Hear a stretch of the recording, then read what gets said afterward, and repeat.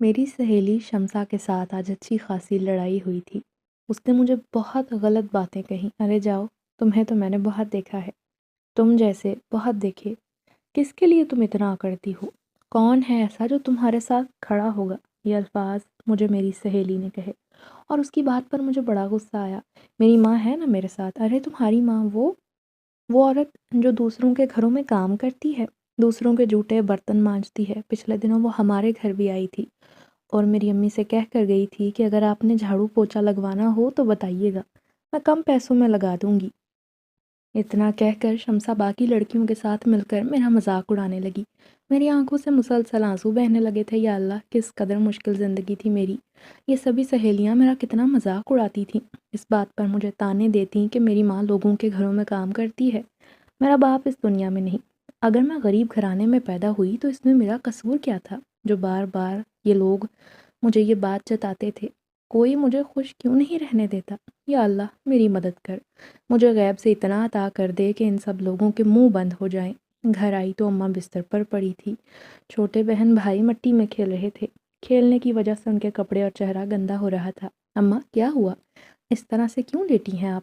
بیٹا آج مجھے بڑی کمزوری ہو رہی ہے، بہت بخار ہے، آج میں کام پر نہیں گئی۔ یہ سن کر میں پریشان ہو گئی۔ اماں تم جانتی ہو جو راشن تم گھر میں لائی تھی نا وہ ختم ہو گیا ہے اور اب میرے پاس صرف 50 روپے ہیں، اتنے میں کیا آئے گا بھلا؟ اماں کہنے لگی میں جانتی ہوں بیٹا، گھر میں راشن ختم ہے اور میری جو مہینے بھر کی تنخواہ تھی وہ دوائیوں پر خرچ ہو گئی۔ اب کام کر کے ہی پیسے ملیں گے نا، اور کیا ہو سکتا ہے بیٹا؟ میں چپ چاپ کمرے میں آ گئی۔ پچھلے 3 دن سے اماں بیمار تھیں اور کام پر نہ جا پا رہی تھیں۔ اگلے دن تو اماں میں بالکل اٹھنے کی ہمت ہی نہ بچی تھی۔ اماں کہنے لگی ثانیہ آج تم اسکول نہ جاؤ بیٹا، بلکہ میری جگہ کوٹھی کام کرنے چلی جاؤ۔ اماں میں وہاں کیسے جا سکتی ہوں؟ اسی وقت میں کچن میں آئی تو دیکھا کہ 2 روٹیوں کے لیے آٹا بچا تھا۔ ایک روٹی میں نے دونوں بھائیوں کو آدھی آدھی بنا کر دی اور ایک اماں کو دے دی تاکہ انہیں اس کے بعد دوائی کھلا سکوں۔ اماں کی بات پر میں حیران رہ گئی تھی، خود کل سے میں نے کچھ نہیں کھایا تھا، پیٹ میں ہاتھی چوہے دوڑ رہے تھے۔ بیٹا کچھ نہ کچھ تو کرنا ہی پڑے گا نا۔ جب تک میری ہڈیوں میں ہمت تھی میں نے تمہیں کبھی مجبور نہیں کیا، مگر فی الحال میں بیمار ہوں، مجھ میں ہمت نہیں کہ میں چل کر باتھ روم تک جا سکوں۔ تو بیٹا جب تک کام نہیں کریں گے پیسہ کہاں سے آئے گا؟ کھائیں گے کہاں سے؟ میری پیاری بیٹی ہو نا، میری بات مان لو۔ اماں کے کہنے پر مجبوراً نہ چاہتے ہوئے مجھے کوٹھی جانا پڑا جہاں اماں کام کرنے آتی تھیں۔ دل تو نہ مان رہا تھا مگر کیا کرتی، مجبوری تھی۔ اگر میری اسکول کی کوئی لڑکی دیکھ لیتی تو وہ مجھے اس بات پر یقیناً بہت ذلیل کرتی۔ کوٹھی ہمارے گھر سے خاصے فاصلے پر تھی، وہاں آنے جانے میں ہی گھنٹہ لگ جاتا۔ میں سوچ رہی تھی کاش پیسے ہوتے تو رکشے میں سوار ہو کر جاتی، اب اتنی دور تک پیدل کیسے جاؤں گی؟ راستے میں قبرستان بھی پڑتا تھا اور ویران علاقہ بھی تھا، وہ علاقہ ہمیشہ خاموشی میں ڈوبا رہتا۔ میں آج سے کوئی 6 ماہ پہلے اماں کے ساتھ اس علاقے کی طرف آئی تھی اور آج 6 ماہ کے بعد میں اکیلی اس طرف آ رہی تھی۔ یا اللہ ایسا نہ ہو کہ راستے میں مجھے کوئی بھوت پریت مل جائے، تب میں کیا کروں گی؟ قبرستان کے قریب رک کر میں نے ان تمام مردوں کے لیے سورہ فاتحہ پڑھی، انہیں اصالے ثواب کیا اور پھر آگے چل پڑی۔ جس وقت میں اس ویران راستے تک پہنچی تو میں دیکھ کر حیران رہ گئی کہ وہاں ایک بہت بڑی دکان تھی جس کے ساتھ چھوٹا سا ہوٹل بھی تھا جہاں کھانا بنایا جا رہا تھا۔ کھانے کی مہک دور دور تک پھیلی تھی، میرے منہ میں تو جیسے پانی آ گیا تھا۔ میں اس ہوٹل کے پاس پہنچی تو یہ سوچ کر رک گئی کہ اب اندر جا کر کیا بولوں گی کہ مجھے بھوک لگی ہے، کھانا دو، جبکہ جیب میں تو پھوٹی کوڑی نہیں۔ حسرت سے میں اس ہوٹل کو دیکھتے ہوئے گزر رہی تھی۔ میں نے وہاں عورتیں، بچے، مرد، بہت سارے لوگ دیکھے۔ تبھی مجھے ایک لڑکے نے آواز دے کر روکا۔ میں نے پیچھے پلٹ کر دیکھا، وہ نوجوان لڑکا تھا، چہرے پر ہلکی داڑھی، اس نے سفید رنگ کا لباس پہن رکھا تھا۔ لباس بالکل بے شکن اور بے داغ تھا۔ میں اس کا جائزہ لے رہی تھی جب وہ میرے قریب آ کر رکا۔ اگر آپ کو بھوک لگی ہے تو آپ اندر آ کر کھانا کھا لیں۔ اس کی بات پر میں حیران رہ گئی۔ آپ کو کیسے پتہ چلا؟ میں نے پوچھا۔ وہ مسکرایا، کہنے لگا میں اس کمرے میں بیٹھا ہوا تھا جب میں نے آپ کو کھڑکی سے دیکھا۔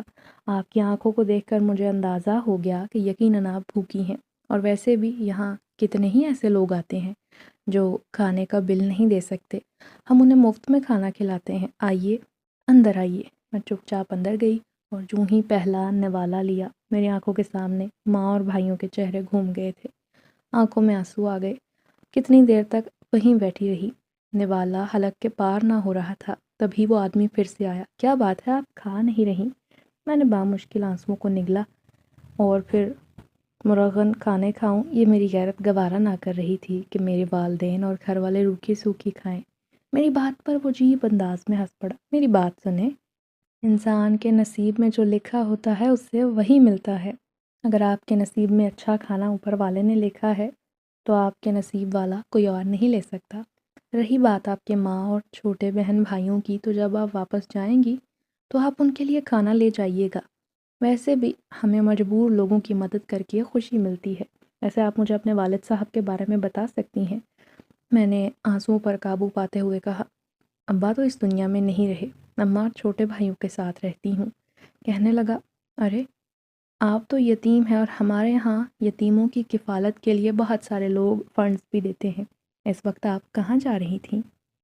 میں نے بتایا کہ اپنی اماں کی جگہ آج کوٹھی پر کام کرنے جا رہی تھی۔ وہ بولا، محنت کرنا اچھی بات ہے، میں آپ کو محنت سے نہیں روکوں گا، بس یہ بات دھیان میں رکھنا کہ آپ کی کفالت کا ذمہ میں نے اپنے سر لے لیا ہے۔ آپ کو جب بھی کسی چیز کی ضرورت ہوگی تو بن کہے میں آپ کی ضرورت پوری کرنے آ جاؤں گی۔ اس کی بات سن کر خوشی سے میری آنکھوں سے آنسو بہنے لگے۔ یہ کہتے ہی اس نے جیب سے خاکی رنگ کا لفافہ نکالا، یہ آپ رکھ لیں۔ میں باخوشی اٹھ کر کام پر آ گئی اور مالکن نے مجھے دیکھتے ہی غسیلا منہ بنا لیا۔ ارے تمہاری ماں کو منع کیا بھی تھا میں نے کہ میرا گھر جوان لڑکوں والا ہے، اپنی جوان بیٹی کو مت بھیجنا، مگر بڑی ڈھیٹ عورت ہے تمہاری ماں۔ باجی کے منہ سے یہ باتیں سن کر مجھے بڑا غصہ آیا۔ میں نے کہا، میری والدہ ڈھیٹ نہیں بلکہ وہ بیمار ہیں، اور ہم غریب ہیں اسی لیے مجبوراً کام کرنے آتے ہیں، چونکہ ہمارے پاس اور کوئی راستہ نہیں۔ اماں بیمار ہیں تبھی مجھے آنا پڑا۔ انہیں اپنے لہجے کی تلخی کا احساس ہوا۔ ارے تم تو برا مان گئی، میں تو تمہارے بھلے کے لیے کہہ رہی تھی۔ اگر کل کلاں کو کوئی بات ہو گئی تو لینے کے دینے پڑ جائیں گے۔ کچھ دیر میں مجھے اندازہ ہو گیا کہ وہ عورت اس طرح بات کیوں کر رہی تھی، کیونکہ اس کے گھر میں دیور اور جیٹھ رہتے تھے اور سارے کے سارے نکمے آوارہ مزاج کے معلوم ہوتے تھے۔ مجھے دیکھ کر ان کی آنکھوں میں عجیب سی چمک آ گئی تھی۔ ایک لڑکا بار بار میرے آگے پیچھے منڈلانے لگا۔ میں نے باجی سے شکایت کی تو بولی، یہ میرا دیور ہے جس سے میرے شوہر نے بہت زیادہ سر پر چڑھا رکھا ہے۔ میں ان لوگوں کو کچھ بھی کہہ کر خود کو مشکل میں نہیں ڈال سکتی۔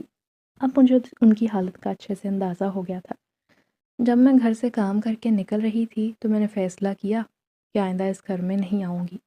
میں نے اب تک اس ہوٹل والے لڑکے کا وہ خاکی لفافہ کھول کر نہیں دیکھا تھا کہ اس میں کتنے پیسے ہیں، مگر اتنا اندازہ ہو گیا تھا کہ پیسے میری سوچ سے زیادہ ہوں گے۔ جتنا باجی مجھے مہینے کی تنخواہ دے گی شاید اتنا یا اس سے زیادہ۔ میں تھوڑی دور آئی تھی جب باجی کا دیور میرے پیچھے آیا۔ ویران جگہ تھی، اس سے تھوڑے ہی فاصلے پر وہی دکان اور ہوٹل تھی۔ میں اسے نظر انداز کر کے جانے ہی والی تھی جب اس نے میرا دوپٹہ پکڑ لیا۔ مجھے شدید غصہ آیا۔ تمہیں شرم آنی چاہیے، ایک غریب لڑکی کو اکیلا دیکھ کر چھیڑتے ہو۔ تو وہ کہنے لگا، ہاں تو کیا ہوا، میں تو تمہارے فائدے کی بات کرنے آیا ہوں۔ کیسا فائدہ؟ ارے غصہ نہ کرو، اگر مجھ سے دوستی کر لو تم مجھے خوش کرو، میں بھی تمہیں خوش کروں گا۔ ویسے بھی تم بڑی غریب ہو، بہت خوبصورت ہو، تمہیں پیسوں کی ضرورت ہوگی نا، کہاں تم لوگوں کے گھروں میں کام کر کے اپنی خوبصورتی کو ضائع کرو گی۔ بس میرے ساتھ اچھا رنگین وقت گزارو تو میں تمہاری ساری ضرورتیں پوری کر دوں گا۔ اس کی اس گھٹیا بات پر میں اپنی جگہ سن ہو کر رہ گئی تھی۔ تبھی اچانک ایک آدمی نے زوردار تھپڑ اس کے چہرے پر دے مارا۔ میں حیران رہ گئی کہ یہ کون ہے جو ہم دونوں کے بیچ آ کھڑا ہوا۔ میں نے دیکھا تو یہ وہی تھا جس نے مجھے لفافہ دیا تھا۔ اس نے مالکن کے دیور کو بے حد مارا اور پھر وہ دیور معافیا مانگتا وہاں سے بھاگ نکلا۔ وہ آدمی جس کا نام کامران تھا وہ بولا، آؤ میرے ساتھ، میں تمہارے گھر والوں کے لیے کھانا دے دوں اور آئندہ تمہیں یہاں آنے کی ضرورت نہیں۔ تمہارا کھانا پینا اور ضرورت کا سارا سامان تمہارے گھر میں خود پہنچا دیا کروں گا۔ اب میں نے ذمہ داری لے لی ہے تو ہر حال میں ذمہ داری پوری بھی کروں گا۔ واپسی پر اس نے مجھے اچھا خاصا کھانا پیک کر کے تھما دیا تھا۔ گھر آئی، ساری بات اماں کو بتائی، خاکی لفافہ کھول کر دیکھا تو اس میں پیسے جو تھے وہ تقریباً میری 6 ماہ کی تنخواہ کے برابر تھے۔ پیسے اماں کو دیے تو وہ خدا کا شکر ادا کرنے لگی۔ ارے بیٹا، کون تھا وہ جس نے ہم غریبوں کی اتنی مدد کی، بیٹھے بٹھائے اتنا بڑا مسئلہ حل کر دیا بیٹا۔ ابھی ہم یہ باتیں کر ہی رہے تھے جب دروازے پر دستک ہوئی۔ اماں میں تو اٹھنے کی ہمت نہ تھی، دونوں بھائی بھی اسکول سے واپس نہ آئے تھے تو میں نے خود ہی دروازہ کھولا، دیکھا تو سامنے ایک کامران کھڑا تھا جس کے ہمراہ 2 ملازم تھے۔ بولا، یہ سارا سامان یہاں اندر رکھ دو۔ میں اسے اندر لے کر آئی۔ اماں اس سے ملی، اسے بہت دعائیں دیں۔ بیٹا تم اللہ کے نیک بندے ہو جس نے ہم غریبوں کے سر پر ہاتھ رکھا۔ تم نہیں جانتے کہ ہم کتنے سالوں سے کتنا مشکل وقت کاٹ رہے ہیں، کسی نے ہماری مدد کرنے کی کوشش نہیں کی۔ بیٹا اللہ تمہارا بھلا کرے۔ بس ماں جی، مجھے آپ کی دعائیں چاہیے، اس کے علاوہ اور کوئی غرض نہیں۔ اور پھر سامان رکھوا کر وہ وہاں سے چلا گیا تھا۔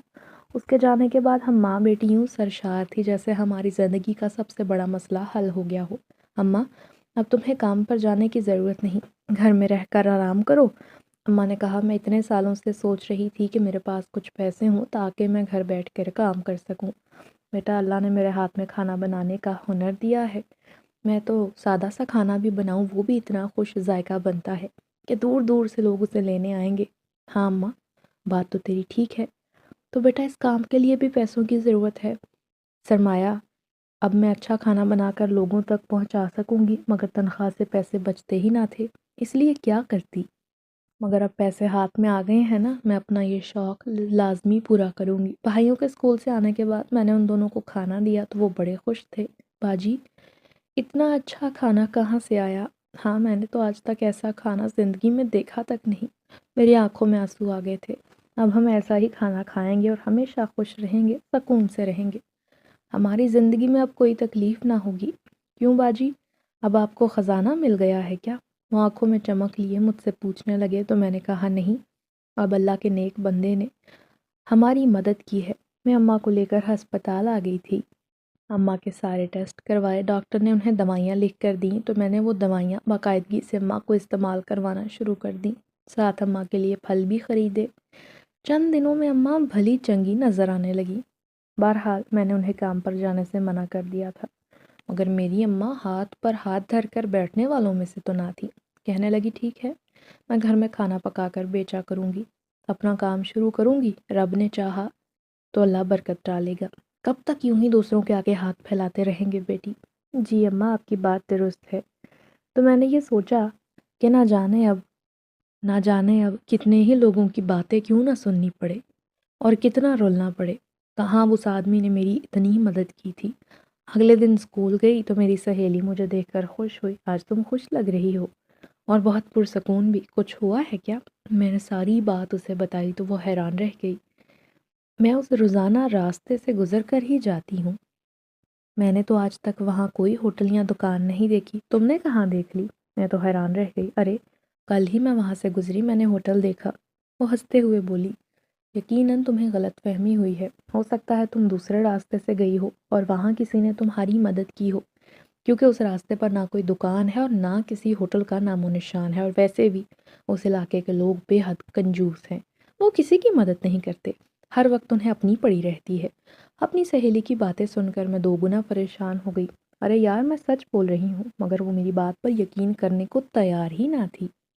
اب میں سوچ میں پڑ گئی تھی کہ اس کی باتوں میں کتنی سچائی ہے، کیا واقعی کو وہاں کوئی دکان نہ تھی؟ تو پھر وہ کون تھا جس نے میری مدد کی اور باقاعدہ ہمارے گھر میں راشن بھی ڈلوایا تھا؟ بہرحال چھٹی کے وقت میں نے اپنی سہیلی سے کہا کہ آج میں تمہارے ساتھ چلوں گی اور تمہیں وہ ہوٹل اور دکان اپنی آنکھوں سے دکھاؤں گی۔ میں اسے اپنے ساتھ گھر لے کر آئی۔ میری سہیلی کا شمار اچھے خاصے کھاتے پیتے خاندان سے ہوتا تھا، کبھی وہ اپنے ابو یا بھائی کے ساتھ کالج آتی تو کبھی رکشے پر۔ آج وہ رکشے پر سوار تھی اور میں اسی کے ساتھ گھر آ گئی۔ اب اس نے اجازت لی، میں نے اماں کو بتایا کہ مجھے سہیلی کے گھر جانا ہے، کوئی ضروری کام ہے۔ اماں بھی زیادہ سختی نہ کرتی تھی، ویسے بھی وہ جانتی تھی کہ میں سلجھے مزاج کی ہوں اور میں کوئی ایسا ویسا کام نہیں کروں گی۔ میں نے اماں کے کبھی اعتبار کو ٹوٹنے نہ دیا تھا۔ خیر جب رکشہ لے کر ہم اس جگہ پہنچے تو میری سہیلی نے فاتحانہ نظروں سے دیکھا۔ کہا تھا نا یہاں کوئی دکان نہیں، کہاں ہے ہوٹل؟ دکھاؤ اب، میں تو روز یہاں سے گزرتی ہوں۔ اب اگر مجھے یہ بات نہیں پتا ہوگی تو کسے پتا ہوگی؟ جبکہ میں دیدے پھاڑے اس جگہ کو دیکھ رہی تھی جہاں ابھی کل ہی تو میں آئی تھی، جہاں بیٹھ کر میں نے کھانا کھایا تھا، گھر بھی لے کر گئی تھی اور اس شخص نے مجھے نقدی بھی دی تھی۔ وہ آدمی، ارے وہ یہی تو تھا۔ چلو مان لیا یہی تھا، تو اچانک غائب کیسے ہو گیا؟ میں حیرت سے ادھر ادھر دیکھ رہی تھی، تبھی وہ شرارت سے بولی مجھے لگتا ہے تم نے کوئی بھوت دیکھ لیا ہے، یقیناً یہاں کوئی ایسا بھوت ہے جس نے تمہیں اپنی جھلک دکھا دی، کیا پتا وہ تمہارے حسن سے متاثر ہو کر تم پر عاشق ہو گیا ہو۔ اس کی شرارتیں عروج پر تھی اور یہ سب کیا تھا مجھے سمجھ نہیں آ رہا تھا۔ بہرحال میں گھر لوٹ آئی، میرے دل و دماغ پر جیسے بوجھ چھایا ہوا تھا۔ یہ بات میں نے اماں سے چھپا لی تھی۔ اماں نے کہا، ارے بیٹا اتنی جلدی آ گئی، تمہیں تو وہاں رکنا تھا نا۔ ہاں اماں، بس جلدی کام نپٹا لیا تو آ گئی ہوں۔ طبیعت میری خراب تھی تو اسی لیے سوچا کہ گھر جا کر آرام کروں۔ اماں کو تو بہرحال جیسے تیسے ٹال دیا، مگر خود میں ذہنی طور پر الجھ گئی تھی۔ یہ سب کیا ہو رہا تھا؟ اب یہ ایک دن میں پورا سیٹ اپ، ایک پورا ہوٹل کیسے غائب ہو سکتا ہے؟ اور پھر دن یوں ہی معمول کی طرح بیتنے لگے۔ امی نے گھر میں کھانا پکانے کا کام شروع کیا، قریبی دفاتر میں، سکولوں میں ٹفن بھیجنا شروع کیے۔ ایک دن گھر آئی تو امی بڑی خوش تھی۔ انہوں نے اپنے آس پاس بہت سارا سامان کا بکھیڑا ڈال رکھا تھا۔ امی یہ کیا کر رہی ہیں آپ؟ ارے بیٹا، آج وہ ہے نا کامران، وہ آیا تھا، وہ کھانا پکانے کا آرڈر دے کر گیا ہے۔ کون کامران؟ میں اسے بھول گئی تھی۔ کون کامران امی؟ کس کی بات کر رہی ہیں؟ ارے وہی جس نے تمہیں خاکی لفافہ دیا تھا۔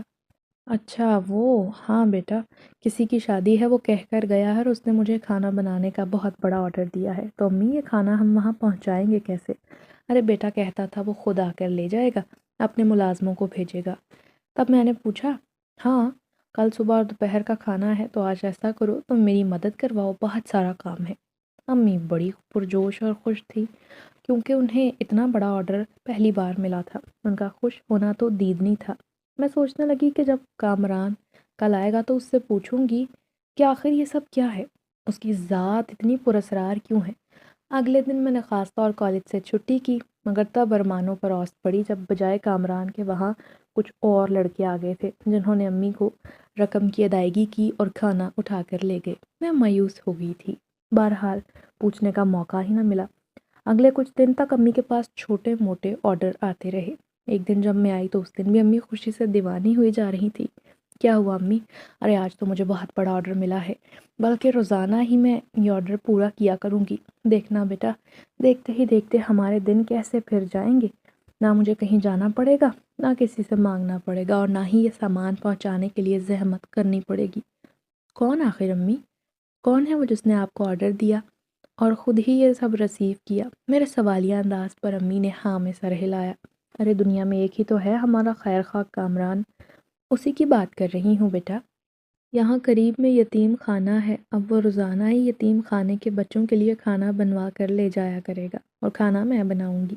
اس کا ملازم آ کر کھانا لے جایا کرے گا اور مجھے سامان بھی پہنچا دے گا۔ بس بیٹا، میں تو گھر بیٹھے محنت سے رزق کماؤں گی، اوپر والے کا شکر ادا کرتے میری زبان نہیں تھک رہی۔ جس پاک رب نے گھر بیٹھے میرا اتنا بڑا وسیلہ بنا دیا۔ اب امی روزانہ کھانا پکانے لگی اور وہ آدمی روزانہ کی بنیاد پر امی کو اچھی خاصی پیمنٹ دے دیا کرتا۔ دیکھتے ہی دیکھتے گھر میں جیسے خوشحالی آنے لگی۔ گھر میں امی نے 2 کمرے مزید بنوا لیے تھے جن کو انہوں نے کرائے پر دے دیا۔ درمیان میں چھوٹی دیوار تھی اور اتنے ہی کمرے انہوں نے اوپر بھی بنوا لیے۔ یہ باقی سارے کمرے ہم کرائے پر دے دیں گے، بس ضرورت کا حصہ ہم اپنے پاس رکھیں گے۔ دیکھتے ہی دیکھتے ہمارے حالات بدل گئے، دن پھر گئے تھے۔ خوش ہونا بھی بنتا تھا، مگر نہ جانے کیوں دل کے کسی کونے میں گھبراہٹ بھی تھی۔ سوچتی تھی، کامران کی ذات کو لے کر ذہن مختلف سوچوں میں الجھا ہوا تھا۔ نہ جانے کیوں وہ اتنا پراسرار لگتا تھا۔ اور پھر ایک دن سہیلیوں کے ساتھ میں کالج سے لوٹ رہی تھی جب اچانک سہیلیوں کو آئس کریم کھانے کا ارادہ بنا۔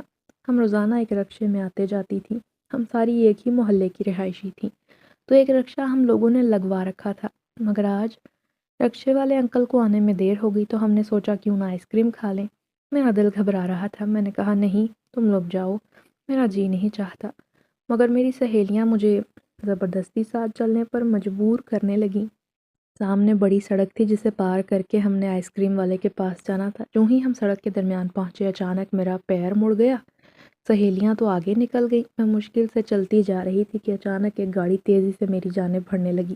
میں ہکلا گئی، سہیلی کو آواز دینا چاہی کہ میرا ہاتھ پکڑ کر مجھے سڑک پار کرواؤ، مگر جب تک سہیلی مجھ تک آتی گاڑی نے مجھے زور سے ٹکر مار دی اور میں بیچوں بیچ گر پڑی۔ آنکھوں کے سامنے اندھیرا چھانے لگا۔ میں اپنی سہیلیوں کو آواز دے رہی تھی اور وہ سبھی خوف سے ہونٹ بھینچے مجھے دیکھتی جا رہی تھیں۔ میری اتنی ہمت نہ تھی، مجھے سہارا دیتے میرے آس پاس بڑے لوگ جمع ہو گئے۔ ارے بیچاری لڑکی کو بہت چوٹیں آئی ہیں۔ گاڑی والا بھاگ گیا، پتہ نہیں کیسے لوگ آنکھ بند کر کے گاڑی چلاتے ہیں۔ اس معصوم کو گرا کر وہ چلا گیا ہے۔ ثانیہ تم ٹھیک ہو؟ میرے کانوں میں مانوس آواز سنائی دی۔ میں نے بامشکل آنکھیں کھولی، سامنے کامران کا چہرہ تھا، اور اس کے بعد میرا ذہن تاریکیوں میں ڈوب گیا۔ جب ہوش آیا میں ہسپتال میں تھی، اماں اور چھوٹے بھائی میرے قریب تھے اور کامران بھی تھا، اور وہ ڈاکٹر سے بات کر رہا تھا۔ مجھے ہوش میں آتا دیکھ کر اماں نے کہا، کیسی ہے میری بیٹی؟ اچانک مجھے پورے جسم میں درد کا احساس ہوا۔ اماں طبیعت بڑی خراب ہے، کمر میں اور ٹانگوں میں بہت درد ہو رہا ہے۔ ہاں بیٹا، تازہ تازہ چوٹ ہے نا، اسی لیے اتنا درد ہے، سب ٹھیک ہو جائے گا، اماں نے دلاسا دیا تھا۔ مگر مجھے لگ رہا تھا میں کبھی ٹھیک نہ ہو پاؤں گی۔ کتنے دن گزر گئے، میں ہسپتال میں روزانہ پوچھتی کہ گھر کب جاؤں گی۔ روزانہ امی دلاسا دیا کرتی، مگر ایسے میں کامران روزانہ مجھے دیکھنے آتا، مگر اتنے دنوں میں مجھے اکیلے اس سے بات کرنے کا موقع ہی نہ ملا۔ اور پھر ڈاکٹر نے مجھے گھر لے جانے کی ایک دن اجازت دے ہی دی تھی۔ ابھی میں ٹھیک سے پاؤں پر چل نہ سکتی تھی۔ گھر آئی، محلے والے دیکھنے آئے تھے۔ اماں نے بتایا کہ میں سب سے مہنگے ہسپتال میں تھی، اسی لیے جلدی صحت یاب ہوئی ہوں۔ مگر اماں، آپ کے پاس جو پیسے تھے آپ نے سارے خرچ کر دیے، میں نے خفگی سے کہا۔ ارے بیٹا، میں نے کہاں کوئی پیسہ خرچ کیا، سارے کا سارا بل تو کامران نے دیا ہے۔ روزانہ اسپتال والے 50,000 کی رقم لیتے تھے اور کامران نے پیسے خود اپنی جیب سے عطا کیے۔ میرے روکنے اور منع کرنے کے بعد بھی وہ کہتا رہا کہ میں یہاں پر زیادہ بوجھ نہیں ڈالنا چاہتا۔ مجھے 2 ماہ لگ گئے تھے ٹھیک ہونے میں، اور مجھے اس بات کا افسوس تھا کہ میری پڑھائی کا اچھا خاصا حرج ہوا۔ امتحان نزدیک ہے، اب میں امتحان کیسے دوں گی؟ 2 ماہ تو میں کالج ہی نہ جا سکی، پورا دن بستر میں پڑی رہتی، طرح طرح کی سوچیں دماغ میں آتی۔ یہ بھی شکر تھا کہ اماں کماتی تھی، ورنہ ہم تو ماں بیٹیاں در در کی ٹھوکریں کھاتی۔ اور پھر جس دن میں دوبارہ چلنے پھرنے کے قابل ہوئی، اماں نے خاص ہدایت کی تھی کہ آج کے بعد خوب دیکھ بھال کر سڑک پار کرنا۔ میں خود بھی خاصا ڈر گئی تھی۔ دن مہینوں میں اور مہینے سالوں میں بدلنے لگے۔ میری کالج کی پڑھائی مکمل ہو گئی تھی، میرے دونوں بھائی بھی جوان تھے، ماشاءاللہ وہ برسر روزگار ہو چکے تھے۔ ان دنوں اماں نے مجھے ایک ایسی بات کہی کہ میں سوچنے پر مجبور ہو گئی۔ اماں نے کہا، بیٹا میں تو تمہیں تمہارے گھر بار کا کرنا چاہتی ہوں، مگر اماں اتنی جلدی کیا ہے؟ میں رنجیدہ ہو گئی تھی کہ آپ مجھ سے اتنا عاجز آ گئی ہیں۔ ارے بیٹا، عاجز کیوں آؤں گی؟ جتنی جلدی ہو سکے اس فرض سے سبکدوش ہو جانا چاہیے۔ ویسے بھی تمہاری ہم عمر لڑکیوں کی شادیاں ہو گئی ہیں نا؟ اماں نے رشتے والی سے کہہ کر میری شادی اچھے گھرانے میں کروا دی۔ میرے شوہر کا نام سلیم تھا، جو اچھا اور محبت کرنے والا تھا۔ سلیم کی بہنیں اسی علاقے میں رہتی تھیں جہاں میری سہیلی ثانیہ تھی، اور جہاں میں نے کامران کو پہلی بار دیکھا تھا۔ وہ ہر ہفتے اپنی بہنوں سے ملنے جاتے۔ سلیم کے امی ابو اس دنیا سے جا چکے تھے، اسی لیے وہ اپنی بہنوں کا بے حد خیال رکھتے کہ انہیں کسی چیز کی کمی نہ ہو۔ ہر ہفتے وہاں سے گزرتے ہوئے میں روزانہ اس ویران جگہ کو ضرور دیکھتی جہاں کبھی میں نے وہ ہوٹل دیکھا تھا۔ میں ہمیشہ سوچتی تھی کہ وہ انسان آخر کون ہے، کیسے ہر مشکل وقت میں میری مدد کے لیے بن بلائے پہنچ جاتا ہے۔ ان دنوں کی بات ہے جب میں اماں کے گھر رہنے آئی تھی۔ اب تو خیر سے میری ایک بیٹی بھی تھی جو صرف 2 ماہ کی تھی۔ اماں اصرار کر کے مجھے لے آئیں کہ تم اتنے مہینوں سے رات رکنے نہیں آئی۔ اس رات میری بیٹی بہت تنگ کر رہی تھی، اچانک اس کی طبیعت بگڑ گئی۔ میں نے سوچا اسے ہسپتال لے کر جاؤں، شوہر کو فون کروں، مگر باہر طوفان تھا، اور طوفان بھی ایسا بھیانک جو درختوں کو جڑ سے اکھاڑ کر پھینک رہا تھا، اور بارش موسلا دھار۔ مصیبت یہ ہوئی کہ موبائل کام نہ کر رہا تھا، فون نہ ہو سکتا تھا کیونکہ سگنل نہیں آ رہے تھے، گھر میں کوئی گاڑی نہ تھی، محلے میں 2 لوگ تھے جن کے گھر میں رکشہ موجود تھا۔ میں بڑے مشکل سے کانپتے لرزتے ان کے گھر پہنچی تاکہ مدد لے سکوں، مگر اتنے خطرناک موسم میں انہوں نے ساتھ جانے سے انکار کر دیا۔ باجی، آدھی رات ہے اور موسم ایسا بھینکر، ہم لوگ اپنی جان کو مشکل میں نہیں ڈال سکتے، آپ کوئی اور دیکھ لیں۔ میں دوسرے کے گھر میں گئی مگر اس نے بھی یہی جواب دیا۔ اب میں پریشان تھی، کیا کروں، کیونکہ میرا گھر یہاں سے بہت دور تھا۔ تبھی اچانک میں نے دور سے ایک گاڑی کو اپنی طرف آتے دیکھا۔ گاڑی میرے قریب آ کر رکی۔ کیا بات ہے ثانیہ، آدھی رات کو یہاں کیا کر رہی ہو؟ یہ کامران تھا جو ہمیشہ مشکل گھڑی میں میری مدد کو پہنچ جایا کرتا تھا۔ اسے اس لمحے اپنے سامنے دیکھ کر مجھے جیسے نئی زندگی کا احساس ہوا۔ میری بیٹی اچانک سے بہت زیادہ بیمار ہو گئی ہے، رو رہی ہے، نہ دودھ پی رہی ہے اور نہ سکون سے سو رہی ہے۔ میں بے حد پریشان ہوں، کروں تو کیا کروں؟ میں اس کی کوئی دوائی بھی ساتھ لے کر نہیں آئی، اور ابھی ایسا کوئی ہے بھی نہیں جو مجھے ہسپتال لے کر چلے۔ ارے میں ہوں نا، امی کو بھی بلا کر لاؤ اور بیٹی کو بھی لے آؤ، میں چلتا ہوں تم لوگوں کے ساتھ۔ ہم لوگ ہسپتال آئے، ڈاکٹر نے بتایا کہ موسم کی تبدیلی کی وجہ سے طبیعت بگڑ گئی ہے۔ خیر اس نے دوائی لکھ دی، کچھ دیر بچی کو ایمرجنسی میں رکھا تو اس کی طبیعت سنبھل گئی تھی، اور جب ٹھیک ہوئی تو میں نے اسے دیکھ کر سکون کا سانس لیا۔ میں نے کامران کا شکریہ ادا کیا اور کہا، ہمیشہ آپ میری مدد کے لیے بن بلائے کیسے پہنچ جاتے ہیں؟ آخر آپ کو کیسے معلوم ہوتا ہے کہ میں مشکل میں ہوں، مجھے آپ کی مدد کی ضرورت ہے؟ اماں بچی کو اٹھا کر کمرے سے نکلیں تو وہ پراسرار نظروں سے مجھے دیکھتے ہوئے مسکرایا۔ بس یہ ایک ایسا راز ہے۔ کیسا راز؟ وہ ہنس پڑا۔ اللہ اپنے نیک بندوں کی مدد کے لیے کوئی نہ کوئی وسیلہ بنا ہی دیتا ہے، بس مجھے الہام ہوتا ہے اور میں اس جگہ پہنچ جاتا ہوں۔ آؤ تم جلدی کرو، اس کے علاوہ بھی مجھے بہت ساری جگہوں پر جانا ہے۔ میں اس کی باتوں میں الجھ کر رہ گئی، آخر وہ کون سے راز کی بات کر رہا تھا؟ بہرحال یا اللہ، یہ میرے ساتھ کیا ہو رہا ہے؟ کیا واقعی وہ کوئی انسان ہے یا پھر نیک فرشتہ یا نیک جن؟ یا اللہ مجھے کوئی راہ دکھا۔ ایک دن میں اپنے شوہر کے ساتھ شمالی علاقہ جات سیر کرنے جا رہی تھی۔ میں زندگی میں پہلی بار اس جگہ جا رہی تھی کہ اتنا مزہ آئے گا نا؟ میں نے اپنے شوہر سے پوچھا۔ ہاں بہت مزہ آئے گا، میں تو کتنی ہی بار وہاں جا چکا ہوں مگر ہمیشہ اکیلا، اسی لیے اتنا مزہ نہیں آیا۔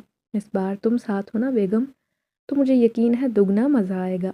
اس بار تو ہماری بچی بھی ہمارے ساتھ ہے۔ ابھی ہم یہ باتیں کر رہے تھے کہ اچانک ہماری گاڑی کو کچھ لوگوں نے گھیرے میں لے لیا۔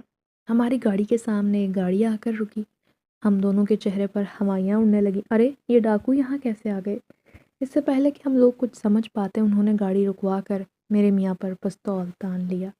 جو کچھ بھی ہے تمہارے پاس نکال دو، یہ گاڑی یہی چھوڑ کر جاؤ۔ ہم دونوں گاڑی سے نیچے اتر کر آئے۔ بچی کو میں نے اپنے سینے سے بھینچ رکھا تھا۔ میں بہت خوفزدہ ہو گئی تھی، اب کیا ہوگا؟ میں سوچ رہی تھی کہ ہمیشہ مشکل وقت میں کامران میری مدد کرنے آتا تھا، کاش آج بھی آ جائے۔ تب میں نے ایک عجیب منظر دیکھا، ایک طرف سے بہت سارے لوگ وہاں آئے جن کے چہروں پر نقاب تھا اور وہ سب آپس میں لڑنے لگے۔ میرے شوہر نے کہا، یہی موقع اچھا ہے، ہمیں یہاں سے نکل جانا چاہیے، یہ لوگ تو آپس میں ہی الجھ پڑے ہیں، جلدی سے گاڑی میں بیٹھو بیگم۔ تبھی میں نے دیکھا کہ ایک آدمی کے چہرے سے نقاب ہٹا، دیکھا تو میں ہکا بکا تھی، وہ کوئی اور نہیں بلکہ کامران تھا۔ اس دوران اس نے مجھے بھی دیکھا اور مسکرایا، اس کی آنکھوں میں شرارت واضح تھی۔ ہم لوگوں نے آگے جانے کا ارادہ ملتوی کر دیا، ہم لوگ واپس آ گئے تھے۔ اس حادثے کا مجھ پر بہت گہرا اثر ہوا، اب تو میں گھر سے نکلنے سے بھی گھبراتی تھی اور کتراتی تھی۔ میرے شوہر مجھے دلاسا دیتے کہ تم ڈرنا چھوڑ دو، کب تک یوں ایک چھوٹے سے حادثے کو سر پر سوار رکھو گی؟ آج میری شادی کو 10 سال کا عرصہ گزر گیا، یکے بعد دیگرے اللہ نے مجھے 3 بچے عطا کر دیے۔ ایک روز امی کی کال آئی کہ وہ اپنی سہیلی کی طرف کچھ سامان بھجوانا چاہتی ہیں۔ میرے دونوں بھائی بھی خیر سے اچھی تعلیم حاصل کر کے اپنا کاروبار شروع کر چکے تھے۔ اس وقت وہ دونوں دفتر میں تھے۔ امی نے سامان ضروری اپنی سہیلی کے پاس بھجوانا تھا کیونکہ وہ ضرورت مند تھی۔ امی نے مجھ سے پوچھا تو میں بھی جانے کے لیے تیار ہو گئی۔ ان دنوں امی کی اپنی صحت بھی ٹھیک نہ رہتی تھی، ان کے گھٹنوں اور جوڑوں میں خاصا درد تھا، تو وہ بہت کم ہی کہیں آتی جاتی تھیں۔ خیر جب ہم ان کی سہیلی کے گھر کے قریب پہنچے، اچانک میری گاڑی خراب ہو گئی۔ ارے یہ کیا؟ گاڑی کو بھی اس ویرانے میں خراب ہونا تھا۔ کیا کروں؟ میں نے موبائل نکالا تاکہ میاں کو فون ملا سکوں، مگر تبھی وہاں 2 موٹر سائیکل آ کر رکے۔ ارے واہ، آپ تو بڑی حسین ہیں میڈم، مگر اکیلی یہاں کیا کر رہی ہیں؟ ان کے ارادے بتا رہے تھے کہ ان کی نیت ٹھیک نہیں۔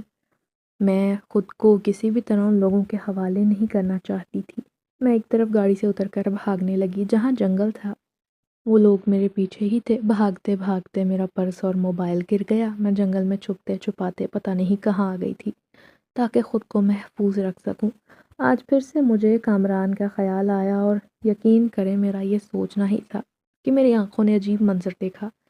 میں کسی سے زور سے ٹکرانے سے بچی، سر اٹھا کر دیکھا تو سامنے چہرے پر گہری مسکراہٹ سجائے کامران کھڑا تھا، میرا محافظ۔ بھاگنے کی ضرورت نہیں، اب یہاں بیٹھ کر تماشا دیکھو، دیکھو میں ان کے لوگوں کے ساتھ کرتا کیا ہوں۔ یہ کہہ کر اس نے ان کو ایک ایک کر کے اتنی بری طرح سے پیٹنا شروع کیا۔ آج سے پہلے جو تم لوگ چوریاں کرتے تھے، چھوٹے موٹے جرائم کرتے تھے، اور اب تم نے لڑکیوں کو ستانا شروع کر دیا۔ تم لوگوں کو سزا دینا تو بنتی ہے نا۔ اس نے ان کو اتنا پیٹا اور ان کی ہڈی پسلی ایک کر دی۔ وہ سارے زمین پر پڑے کراہنے لگے۔ کچھ دیر بعد میری حالت سنبھلی تو میں نے پوچھا، اب تو بتا دو تم ہر اس جگہ کیسے پہنچ جاتے ہو جب میں مشکل میں ہوتی ہوں؟ آج مجھے اس بات کا جواب ہر حال میں چاہیے۔ مجھے تمہیں سچ سچ بتانا ہوگا، تم کون ہو؟ وہ وہاں سے جانے لگا جب میں نے بازو پکڑ کر اسے روک لیا تھا۔ ارے پہلے یہاں سے باہر تو نکلو، تمہاری گاڑی سڑک پر کھڑی ہے، موبائل بیگ سب کچھ تم پھینک کر آ گئی ہو، کوئی بھی اٹھا کر چلتا بنے گا؟ چلو میرے ساتھ، پہلے اپنی چیزیں تو سمیٹ لو، میرے بارے میں بعد میں جان لینا۔ میں واپس آئی اور زمین سے ساری چیزیں سمیٹی، گاڑی میں آ کر بیٹھی تو وہ میرے ساتھ آ کر بیٹھ گیا۔ اب مجھے بتاؤ اپنے بارے میں، تمہیں میرے بارے میں پتہ کیسے چلتا ہے؟ وہ گہری سانس لے کر رہ گیا، بولا میں ایک جن زادہ ہوں۔ یہ سنتے ہی میں تو گاڑی کی سیٹ پر اچھل پڑی۔ کیا کہا؟ تم ایک جن ہو؟ اتنے عرصے سے میں ایک جن کے ساتھ ہوں جو میری مدد کر رہا ہے، اور میں بدھو اس بات سے بے خبر ہوں۔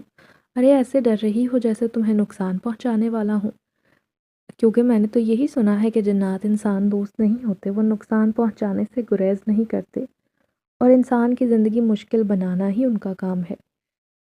یہ جنات اتنے خطرناک ہوتے ہیں۔ ارے میں تمہارا دوست ہوں، تمہارا خیر خواہ، تمہارا محافظ، لیکن آخر تم نے میری ہی مدد کیوں کی؟ میں نے پوچھا۔ وہ بولا میں انسانوں کی دنیا میں اسی دنیا کا رہائشی ہوں تاکہ انسانیت کی خدمت کر سکوں۔ جو بھی لوگ مشکل میں ہوتے ہیں، صرف تم نہیں، نہ جانے کتنے ہی لوگوں کی میں مدد کرنے پہنچ جاتا ہوں، اور نہ ہی کبھی کسی کو یہ احسان جتاتا ہوں، بلکہ یہ سب تو میں اس پاک رب کی خوشنودی کے لیے کرتا ہوں۔ آج میں اس کے بندوں کے کام آؤں گا، ان کی مدد کروں گا تو میرا رب مجھ سے بہت خوش ہوگا۔ اس کی باتیں سن کر مجھے اطمینان ہوا تھا کہ وہ مجھے نقصان نہیں پہنچائے گا۔ وہ بولا جب میں نے پہلے دن تمہیں دیکھا تھا نا تو مجھے تم سے ہمدردی ہو گئی، کیونکہ تم یتیم لڑکی تھی، تمہارے سر پر ہاتھ رکھنے والا کوئی نہ تھا، اور یہ یتیمی کا احساس میری روح پر جیسے زخم لگا گیا، کیونکہ انسان تو زندہ ہیں مگر ان انسانوں میں انسانیت مردہ ہے۔ تمہارے آس پڑوس، رشتہ دار، خاندان میں یقیناً بہت سارے لوگ ہوں گے جو صاحب حیثیت ہوں گے، جو زیادہ نہیں تو کم از کم تم لوگوں کو ایک وقت کا کھانا کھلانے کے قابل تھے، مگر پھر بھی ان لوگوں نے تم لوگوں کو تمہارے بھروسے چھوڑ دیا۔ ہاں صحیح کہتے ہو کامران، جب تک ابا زندہ تھے تب تک حالات اور تھے، مگر ابا کے جانے کے بعد سب نے آنکھیں ماتھے پر دھر لیں، ہمیں تنہا چھوڑ دیا۔ میری آنکھوں سے آنسو بہنے لگے۔ اس نے میرے آنسو صاف کیے۔ تو کیا ہوا؟ لوگوں نے چھوڑ دیا؟ دیکھو کیسے اس پاک رب نے اندھیرے میں روشنی کا انتظام کر دیا، کیسے بند گلی سے تم لوگوں کے لیے راستہ نکالا۔ تم بھی اس بات کو گرہ سے باندھ لو، ایک انسان نکما انسان ہی نہیں بننا بلکہ کارآمد انسان بننا جو ہمیشہ دوسروں کے کام آتا رہے۔ آج جو کچھ تمہارے ساتھ ہوا وہ تم کسی اور کے ساتھ مت کرنا۔ خود کو اس قابل بناؤ کہ اللہ کی مخلوق کی مدد کر سکو، مشکل وقت میں ان کے کام آ سکو، ان کی ضروریات پوری کر سکو۔ دیکھنا اللہ تمہیں بہترین منصب پر فائز کرے گا۔ میں اس کی باتوں کو اپنی گرہ سے باندھ چکی تھی، اور پھر وقت گزرنے کے ساتھ ساتھ میں ایک ایسے انسان کے روپ میں نمودار ہوئی، ایک ایسی مضبوط عورت جو ضرورت مندوں کی مدد کرنے والی تھی، ہر ایک کے دکھ سکھ میں شریک ہونے والی تھی۔ اپنے شوہر سے کچھ پیسے لے کر میں نے ایک بوتیک بنا لی، اور پھر اپنی محنت سے میں نے اس بوتیک کو بڑھا لیا۔ یہاں میں غریب اور مجبور عورتوں کو کام دیتی، انہی عورتوں سے سلائی کڑھائی کرواتی اور انہیں معقول معاوضہ دے کر ان ڈریسز کو مارکیٹ میں بیچ دیا کرتی۔ جو پیسے ملتے ان میں سے کچھ خود پر خرچ کرتی اور باقی ضرورت مندوں پر اخراجات کے لیے۔ میرے شوہر کی آمدن ہی اللہ کے کرم سے بہت زیادہ تھی۔ ہر حال میں اب میں رب کا شکر ادا کرتی ہوں اور اس کے بندوں کے کام آتی ہوں۔ جتنا ہو سکتا ہے لوگوں کی مدد کرنے کی کوشش کرتی ہوں۔